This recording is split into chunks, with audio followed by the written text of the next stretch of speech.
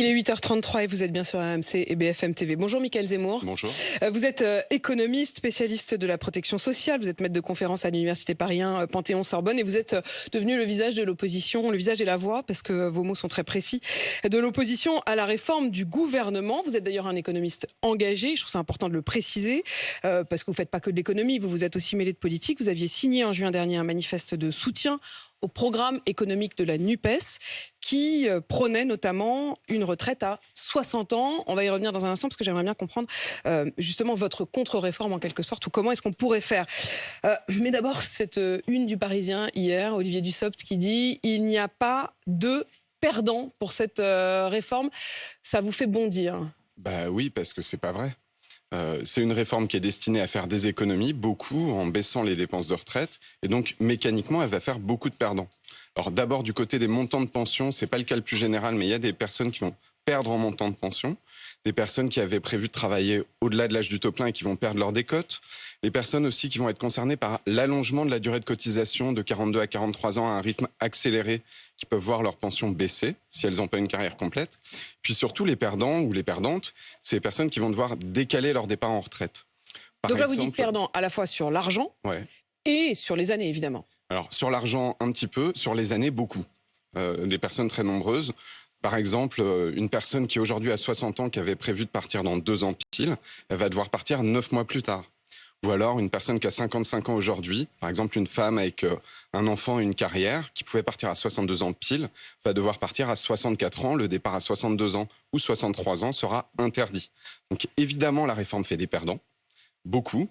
Et c'est étrange d'avoir le gouvernement qui essaye de flouter un peu les effets directs de la réforme.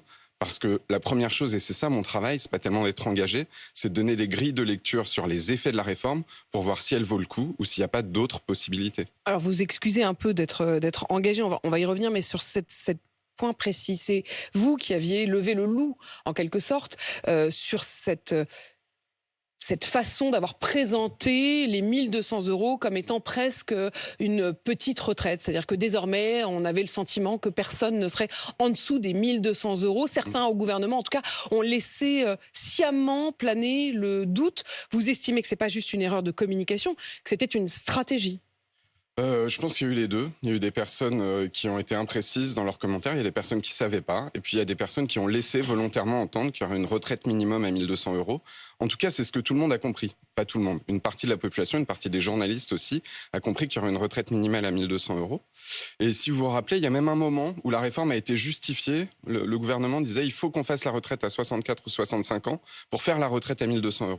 Bon, bah ça tient pas. Il y a bien une mesure sociale dans la réforme, mais très modérée. Une revalorisation de certaines petites pensions, de quelques dizaines d'euros, une trentaine d'euros pour les nouveaux retraités, un peu plus pour les anciens retraités, 50, 60. Et j'aimerais bien qu'on comprenne justement précisément. Prenez le temps, allez-y, c'est vraiment le moment. Je veux dire, cette semaine va être une semaine cruciale.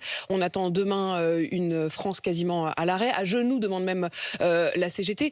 C'est le moment de refaire un point, parce qu'en plus, elle a beaucoup évolué, cette réforme. Et je vais vous demander dans un instant si elle est encore valable du point de vue même du gouvernement et des économies qu'il s'était engagé à faire. Mais sur ces 1 200 €, prenons le temps. Parce qu'à nouveau, Olivier Dussopt, hier, dans cette interview aux Parisiens, précise sur les 1 200, près de 1,8 million de retraités actuels verront leur pension revalorisée en septembre. Cela ira jusqu'à 100 € par mois. Près de la moitié d'entre eux auront une augmentation entre 70 et 100 €. Est-ce vrai? Je pense que ce chiffre est vrai. Le dernier, je ne l'ai pas vérifié, mais globalement, il y a deux choses différentes. Premièrement, la réforme prévoit une revalorisation de certaines petites pensions pour les personnes qui sont parties à la retraite sans décote et qui ont une pension faible. Et cette revalorisation, elle est comprise entre 0 et 100 € et elle se chiffrera à 33 € par mois en moyenne pour les nouveaux retraités, 56 € par mois en moyenne pour les personnes qui sont actuellement à la retraite. Donc c'est une revalorisation pas très ambitieuse mais sensible pour certaines petites pensions. C'est ça qu'il aurait fallu dire depuis le début. En fait, ça aurait été honnête de le dire comme ça. Bien sûr. Mais simplement, ça, c'est pas une mesure qui justifie la retraite à 64 ans. C'est une mesure de revalorisation comme on en a connu plein et qui peut se voter au Parlement rapidement. Et puis à côté, il y a quelque chose qu'il faut avoir en tête, c'est qu'on a en France à peu près 5 millions de personnes qui ont une pension faible, inférieure à 1 200 €. Majoritairement des femmes, plus de 40% des femmes, ont une pension directe de moins de 1 200 € brut, 40-45%. Et donc, après la réforme, cette image-là, elle ne va pas bouger. C'est-à-dire qu'on aura toujours On à aura peu près le même toujours nombre, 40 pour... peut-être 200 000 en moins sur l'ensemble des retraités, mais on aura toujours 4 700 000 ou 800 000 personnes qui auront une pension inférieure à 1 200 euros. Et ce sera toujours majoritairement des femmes. Et ça sera toujours majoritairement des femmes. Alors ces personnes, elles ont éventuellement d'autres ressources, par exemple le minimum vieillesse, mais le minimum vieillesse, c'est pas 1 200 euros, c'est beaucoup moins. Si votre conjoint a une retraite, vous ne le touchez pas. Et donc, il y a vraiment un décalage entre ce message d'un minimum garanti, qui est une bonne idée par ailleurs. Un minimum garanti pour les retraités, ça existe dans d'autres pays et ça résoudrait beaucoup de problèmes. Donc il y a un décalage entre Quel ce problème? Les message-là. problèmes de la pauvreté, évidemment, des retraités, mais j'imagine qu'il y en a d'autres. Dans le fonctionnement de notre système de retraite, effectivement, vous avez des personnes avec des carrières très incomplètes ou des personnes qui ont eu des faibles salaires et qui vont toucher 200, 300, 600 euros de retraite, ou alors des personnes qui vont attendre l'âge de 67 ans pour toucher finalement une pension très faible. Mais dans le même temps, vous avez des gens qui auront bossé toute leur vie pour des salaires modestes et qui se diront finalement je me retrouve avec les mêmes pensions de retraite que ceux qui ont moins bossé que moi. Ça recrée une autre forme d'injustice, non? Alors la même non, parce qu'aujourd'hui l'immense majorité des personnes qui ont une carrière complète sont déjà au-dessus de 1 200 euros. C'est là aussi où il y a un hiatus, c'est-à-dire que la plupart des personnes qui sont en dessous de 1 200 euros aujourd'hui n'ont pas une carrière complète. Est-ce que cette réforme, du point de vue de l'engagement du gouvernement, a toujours un sens? Je vais essayer de vous demander, c'est évidemment difficile, mais de vous mettre dans la peau d'Olivier Dussopt. Quand Olivier Dussopt annonce sa réforme, il précise que c'est pour revenir à l'équilibre en 2030. L'idée, c'est qu'en 2030, il y aura un déficit de 13,5 milliards d'euros et que donc avec ce passage de 62 à 64 ans, il va même passer à un excédent, puisqu'il devrait y avoir un excédent en 2030 de 4,2 milliards d'euros. Sauf que depuis, il y a eu un certain nombre de concessions, d'évolutions, d'aménagements. Petit à petit, tout ça, ça se chiffre. Est-ce que vraiment, quand on regarde le texte tel qu'il a évolué, à la fois à l'Assemblée, aujourd'hui au Sénat et dans les engagements du gouvernement, il y a toujours de l'excédent en 2030 ou est-ce que même cet engagement-là, il est passé à la trappe? Dans son interview d'hier, le ministre dit qu'il n'y aura pas d'excédent, il y aura plutôt un léger déficit en 2030. Donc c'est déjà fini, c'est déjà fichu. Moi, je n'ai pas les chiffres et c'est un des problèmes de la réforme, c'est que pas à pas, on manque de documentation. Par exemple, il y a des aspects de la réforme qui sont chiffrés par ailleurs, mais qui n'accompagnent pas le texte à l'Assemblée nationale, ce que certains ont appelé le coût caché de la réforme. Par exemple, le fait qu'il va falloir augmenter le nombre de prestations chômage ou de RSA, parce qu'on va maintenir dans la précarité avant la retraite plus de 100 à 200 000 personnes. Donc il y a des coûts cachés, on n'a pas un tableau complet à la fois de ces coûts cachés. Il n'existe pas ou il nous est pas donné? Alors, il existe en partie quand vous regardez les documents communiqués au Conseil d'orientation des retraites, début janvier, donc bien avant la réforme. Le fameux corps. Voilà. Mais il n'a pas été actualisé, il n'accompagne pas la réforme dans le débat au Parlement. Donc il manque ces chiffres-là, et il manque aussi, étape après étape, dans les discussions avec les Républicains notamment, le chiffrage des différentes mesures. Donc aujourd'hui, déjà, Olivier Dussopt lui-même reconnaît que l'objectif d'être à l'excédent en 2030 n'est pas atteint. Est-ce que ça veut dire au fond que cette réforme est déjà mort-née? C'est-à-dire qu'en fait, si l'objectif c'était de retrouver une forme d'excédent, il en faudra d'autres des réformes. C'est-à-dire que c'est évidemment, j'imagine pas du tout votre point de vue, mais si vous regardez du point de vue économique strictement des chiffres, elle ne suffit déjà plus. Alors, je voudrais revenir sur l'objectif de la réforme, parce qu'il y a celle qu'on annonce et puis il y a probablement la plus forte. En fait, des réformes des retraites en France, il y en a tous les 5 ans à peu près, et on peut en faire de différentes manières. On peut augmenter les recettes, on peut jouer sur le montant des pensions, ce que le gouvernement a fait précédemment en les désindexant, ou alors on peut effectivement décaler l'âge de la retraite, c'est le choix qu'a fait le gouvernement. Pourquoi est-ce qu'ils choisissent cette réforme maintenant? Ça ne vient pas d'abord des retraites. Il y a des réglages à faire sur les retraites, mais on aurait pu faire différemment ou plus tard. Il choisit de faire une réforme maintenant qui fait des économies pour des questions de finances publiques. En fait, le gouvernement a un objectif de réduction de son déficit à 3% en 2027 et il s'est lui-même créé une difficulté en baissant les impôts sur les entreprises, la baisse des impôts de production, et en baissant les impôts notamment sur les ménages aisés, la taxe d'habitation. Donc il se crée un déficit alors même qu'il doit le réduire. On est aujourd'hui à environ 5%. Et pour réduire ce déficit, il a fait un choix, celui de réduire les dépenses publiques vite. Et pour réduire les dépenses publiques, il a choisi les retraites. Enfin, vous oubliez quand même entre-temps qu'il y a eu 240 milliards d'euros de quoi qu'il en coûte. Non, je ne l'oublie pas du tout. C'est pour ça qu'on est à 5% de déficit. Oui, c'est ça. Mais enfin, je veux dire, dans vos arguments, vous ne prenez pas tellement ça. Alors que c'est quand même une énorme dépense. Justement, ce que j'essaie de vous dire, c'est qu'en fait, le gouvernement a lui-même aggraver ce déficit. Le quoi qu'il en Oui, mais coûte... pas uniquement en faisant des cadeaux aux riches, quoi. Le quoi qu'il en coûte... Si j'essaye de comprendre votre lecture. Je vous explique la différence. Le quoi qu'il en coûte, c'est une mesure pour éteindre un incendie. C'est une mesure ponctuelle qui était très utile. Mais on est en période de crise, on lance le quoi qu'il en coûte. La différence avec les mesures dont je vous parle, c'est que ce sont des mesures structurelles. Chaque année, le gouvernement se prive d'impôts importants sur les entreprises, d'impôts importants sur les ménages riches. Et c'est ça qui va déséquilibrer structurellement les comptes de la France. Et donc en face, il cherche des mesures d'économie structurelles qui reviennent chaque année. Et les mesures d'économie qu'il a choisies, c'est la baisse des retraites.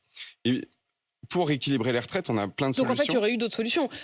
Taxer les super-profits, remonter les impôts, remettre l'ISF. Voilà les solutions que vous auriez prônées pour pouvoir permettre de revenir à une retraite à 60 ans ? Alors, deux choses. Sur les finances publiques, la première solution, ça aurait été effectivement de ne pas creuser soi-même le déficit. Ça, c'est la première chose. Et ça aurait permis au gouvernement de ne pas être pressé. La raison pour laquelle il veut faire la réforme maintenant, qu'elle commence en septembre, c'est cette question de finances publiques. L'urgence, elle vient des finances publiques et pas du déficit, puisqu'en effet, d'ailleurs, la date dont il parle, c'est 2030. C'est ça. Donc ça ne justifie pas une urgence absolue. C'est ça. Et puis, il y a un point de passage sur les finances publiques en 2027. Et donc, il veut commencer les économies maintenant pour faire des économies en 2027. Maintenant, si on parle des retraites, il y a un besoin d'équilibre, il y a un déficit prévu. Et pour régler l'équilibre des retraites... Ça, vous êtes d'accord sur le constat, sur l'idée qu'à un moment, il y aura un déséquilibre. La question de la natalité, la question de la pyramide des âges, la question du nombre d'actifs par rapport au nombre de retraités, qu'on soit bien d'accord sur le constat. Vous partagez ce constat-là ? Alors, je partage le constat qu'il y a un déficit prévu. La question démographique, la question de la natalité, il ne faut pas la dramatiser parce qu'on ne l'a pas découverte hier matin. C'est quelque chose qui est connu depuis au moins les années 90. Toutes les réformes précédentes l'ont pris en compte de telle sorte qu'aujourd'hui, on va avoir de plus en plus de retraités, mais nos dépenses de retraite n'augmentent pas. Pourquoi elles n'augmentent pas ? Parce que les réformes précédentes ont fait en sorte de raccourcir la durée de la retraite, déjà. Les dernières réformes ne sont pas finies. La réforme Touraine, elle doit s'appliquer encore pendant 15 ans. Et puis, le montant prévu des pensions à l'avenir va plutôt décrocher par rapport au niveau de vie des actifs. Donc, il n'y a pas de dérapage par rapport à la démographie. Il y a un léger déficit prévu dans les années à venir qui est plutôt lié au changement dans la fonction publique, à la baisse du nombre de fonctionnaires. Mais donc, il y a un déficit et face à ce déficit, il y a plein de solutions possibles. Lesquelles auraient trouvé grâce à vos yeux, Mickaël Zemmour ? En gros, on a 3 leviers. On a le levier du niveau des pensions, ce que le gouvernement a fait précédemment. On a le levier de l'âge de départ à la retraite et le levier de mobiliser des financements supplémentaires. Pour mobiliser des financements, par exemple, on peut faire cotiser l'intéressement et la participation. Ça donne des droits aux salariés sur l'intéressement et la participation, mais ça fait rentrer des recettes. Donc, on a ces leviers-là et le gouvernement a choisi l'âge de la retraite. Le problème de ce levier-là, c'est qu'à la fois celui qui fait des économies le plus rapide, parce qu'il y a des personnes qui devaient être en retraite dans quelques années qui ne vont pas y être, vous leur versez pas de retraite. Mais c'est aussi un levier qui est très brutal, parce que dans les 10 premières années, il va concentrer toutes les économies, pas sur les 27 millions d'actifs, pas sur les 17 millions de retraités, mais sur les 5-6 millions de personnes qui sont aux portes de la retraite. Personnes de 55 ans et plus. Ceux qui s'apprêtaient à partir. Exactement. Qui voyaient déjà un peu la ligne qui d'arrivée. organisaient leur vie en fonction de la retraite. Donc évidemment, quand on décale l'âge de la retraite, ça concerne tout le monde et les générations futures. Mais comme il y a des réformes tous les 4 ou 5 ans, l'avenir n'est pas encore écrit. Par contre, les personnes aux portes de la retraite, c'est sur elles que vont reposer l'intégralité des économies que veut faire le gouvernement. Il y a un point que je voudrais comprendre avec vous, Mickaël Zemmour, c'est aussi cette question du travail des seniors. En gros, ceux qui sont pour cette réforme des retraites disent, puisqu'on va repousser de 2 ans la ligne d'arrivée, mécaniquement, les entreprises auront un peu moins peur d'embaucher des seniors, puisqu'ils se disent qu'ils les garderont un peu plus longtemps. Et donc, on va repousser d'autant le départ en licenciement ou l'arrêt de travail des seniors. Ceux qui, à l'inverse, comme vous, sont opposés à cette réforme des retraites, disent, en fait non, c'est qu'on va allonger le temps de décalage entre la fin de l'emploi et le début de la retraite, donc le temps d'une sorte de pauvreté, de minima sociaux pour les seniors. Est-ce que la réalité est à trouver entre les deux ? Moi, je me suis fait mon avis en regardant ce qui s'est passé quand on est passé de 60 à 62 ans. C'est-à-dire qu'en 2010, la retraite était à 60 ans, il y a eu une réforme, et en 2017, l'âge de la retraite était à 62 ans. Et donc, on a pu regarder ce qui se passait. Est-ce que ça a mécaniquement décalé de 2 ans ? Il y a 2 choses qui se sont passées. Les personnes qui atteignent la retraite en emploi, elles sont restées en emploi plus longtemps. Et les personnes qui sont déjà hors de l'emploi au moment de la retraite, qui sont au chômage, qui sont au RSA, elles ont vu leur période sans emploi ni retraite se décaler. Ils n'ont pas retrouvé de boulot, quoi. Non, ils n'ont pas retrouvé de boulot. Les entreprises ne les ont pas réembauchés. Il y a quelques entreprises qui font des ajustements, qui calculent, qui disent « Ah, pour vous, la retraite est dans 2 ans, on va vous faire partir juste 2 ans avant, etc. » Mais dans la majorité des cas, quand on décale l'âge de la retraite, ça prolonge la période de précarité. Ce qui s'est passé cette nuit au Sénat, est-ce que ça peut avoir un impact, Michaël Zemmour? Je répète ce qui s'est passé. Alors, je vous le dis, cette nuit, le Sénat a, 1, retoqué l'index senior, mais 2, envisagé la création d'un CDI senior, qui serait un peu sur le même modèle que le CDI pour l'embauche des jeunes, c'est-à-dire avec une exonération de cotisation si vous embauchez des personnes de plus de 60 ans dans vos entreprises. C'est une double mauvaise idée, cette exonération de cotisation. D'abord parce qu'il y a des seniors qui sont en emploi et qui vont y rester.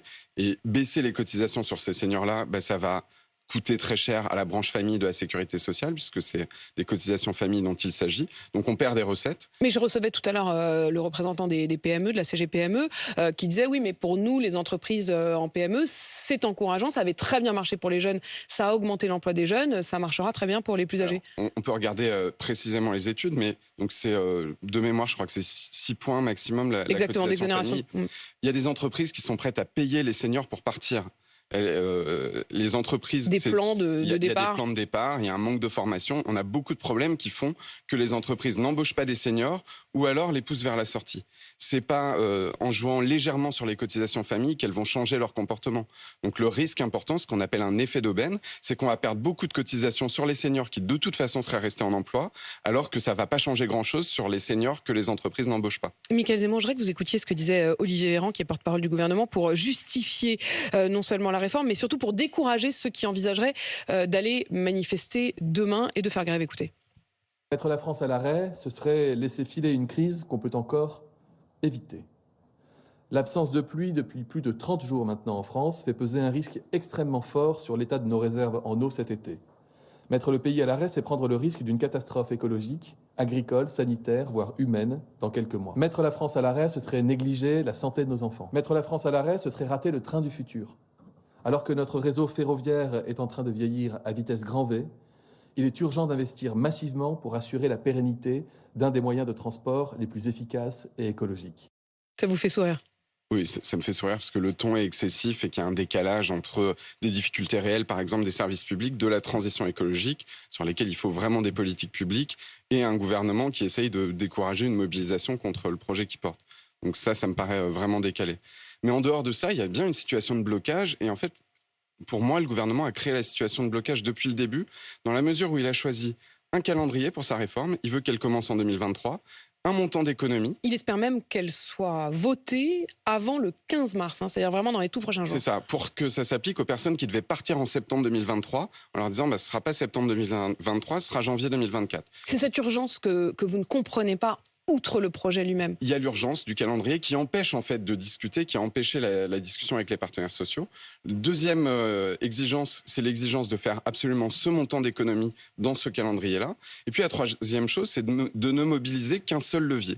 Dire on va tout faire porter sur l'âge de départ à la retraite. Une fois que vous avez mis ces 3 éléments-là, face à des organisations syndicales qui ont été claires sur leur volonté de discuter de l'ensemble des leviers et des financements, le gouvernement crée un blocage et à partir de ce moment-là, il n'y a pas de discussion.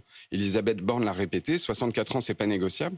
Donc effectivement, sur un sujet qui est un sujet sensible de démocratie sociale, les syndicats gèrent en partie la retraite, ça concerne l'ensemble des actifs. Quand le gouvernement dit « voilà notre projet », on va le passer quoi qu'il arrive dans ce calendrier-là, avec ces paramètres-là, effectivement, ça crée une situation de blocage. La CPME et le MEDEF ont calculé que ça coûtait environ 1,5 milliard d'euros par journée de grève. Est-ce que c'est des chiffres qui vous paraissent réalistes ? Il y a plusieurs études qui essayent de voir ce que coûte une journée de grève. L'ordre de grandeur ne me paraît pas absurde. Après, on va voir, ça dépend aussi si la grève dure. Mais il y a aussi un bras de fer qui est engagé, on le comprend. C'est-à-dire que comme le gouvernement n'est pas dans une discussion politique, ce que je comprends, c'est que les organisations syndicales essayent de faire pression aussi sur les milieux des entreprises pour faire changer d'avis le gouvernement. Puisque vous êtes d'accord avec l'idée qu'il y a quand même une question d'équilibre à trouver, puisque vous aviez vous-même signé, je le disais en juin dernier, ce manifeste de soutien au programme économique de la NUPES, dans laquelle il y avait l'idée d'une retraite à 60 ans, vous feriez comment, Michaël Zemmour ? Alors, moi, d'abord, je dirais, il n'y a pas urgence. On suspend et on reprend les discussions sur les leviers de la réforme des retraites. Moi, je suis économiste, donc je donne les grilles de lecture sur les arbitrages. Et Et c'est exactement ce que fait le Conseil d'orientation des retraites. Le Conseil d'orientation des retraites, il dit si vous voulez équilibrer le système, vous avez différents leviers. Si vous voulez le faire comme le gouvernement sur l'âge de la retraite, voilà combien ça coûte. Oui, mais quand vous signez une tribune, vous vous engagez. Vous n'êtes pas juste en train de dire quels sont les outils. Alors, vous dites cet outil-là est meilleur que les autres. Alors, moi, je vous explique. Je pense qu'aujourd'hui, les dépenses de retraite sont stabilisées et je pense qu'on peut tout à fait trouver les financements d'ici 2027, d'ici 2030 pour équilibrer le système. Donc, il y a plein de solutions. Vous pouvez, donc, comme je vous le disais tout à l'heure, faire des cotisations sur l'intéressement et la participation. Vous pouvez maintenir l'engagement de l'État. Aujourd'hui, l'État participe au système de retraite. Il a prévu de baisser sa participation au système parce qu'il a moins de fonctionnaires. Il peut maintenir en partie sa participation.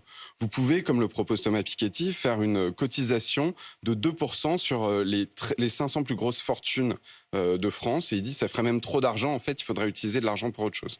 En fait, vous avez une palette de leviers. Vous avez aussi les cotisations sociales. Il ne faudrait pas beaucoup augmenter les cotisations sociales. Et on pourrait faire le choix de les augmenter uniquement sur les salaires les plus élevés.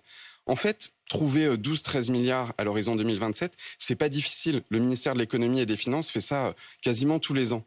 Et donc, le blocage vient du fait de dire on va absolument pas trouver des financements pour nos retraites alors qu'on a de plus en plus de retraités. On va faire toutes les économies, soit sur le montant des pensions, soit sur le décalage de l'âge. Et là, effectivement, ça tape dur. Et c'est là que, effectivement, vous auriez trouvé d'autres solutions. Michaël Zemmour, vous n'avez jamais débattu d'ailleurs avec Olivier Dussopt lui-même. Non. Et voilà une invitation que je lance ce matin. Vous seriez prêt à le faire? Oui. Eh bien, il faudrait organiser ça. On tentera de convaincre le ministre, parce que s'il y a vraiment deux personnes qui pourraient en débattre avec deux visions opposées de cette réforme des retraites, ça serait particulièrement intéressant. Michaël Zemmour, vous êtes donc devenu, je le voyais, l'opposant numéro 1 à la réforme du gouvernement. Vous êtes maître de conférence à l'Université Paris 1, Panthéon-Sorbonne. Merci d'avoir répondu à mes questions.